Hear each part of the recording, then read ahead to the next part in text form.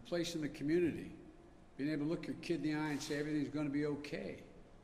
I think the people who claim Americans won't work, even if they find a good and fair opportunity, underestimate the American people. So we'll insist that the law is followed with respect to benefits, but we're not going to turn our backs on our fellow Americans. 22 million people lost their jobs in this pandemic through no fault of their own.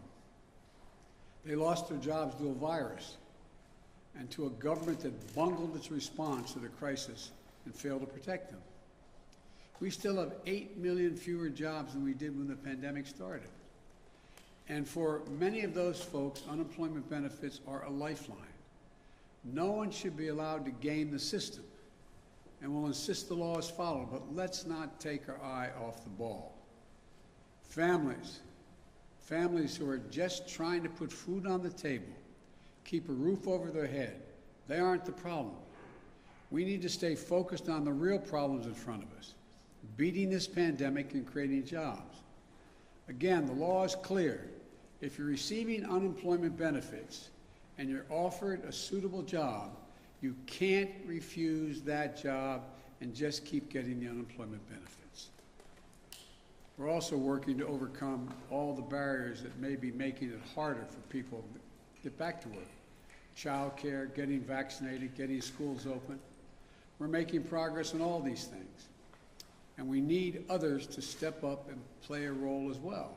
For example, we need employers to step up in a couple of ways. First, we need them to get help to their people and get them vaccinated. 2 weeks ago, I announced that we will provide a tax credit to employers if they give workers paid time off to get a shot and recover from the effects of the side effects, if there are any. Our economy can't achieve its full potential until we get more people vaccinated. Employers can help that. We also need to recognize that people will come back to work if they're paid a decent wage. The last Congress, before I became president, gave businesses over $1.4 trillion in COVID relief. Congress may have approved that money, but let's be clear, the money came from the American people, and it went from the American people to American businesses, many of them big businesses, to help them get through this pandemic and keep their doors open. I'm not questioning it. It was the right thing to do. But my expectation is that as our economy comes back, these companies will provide fair wages and safe work environments. And if they do, they'll find plenty of workers. And we're all going to come out of this together better than before. So we need to stay focused on creating jobs and beating this pandemic today and building back better for tomorrow. The American Rescue Plan is just that, a rescue plan. It's to get us out of the crisis and back on track, but it's not nearly enough.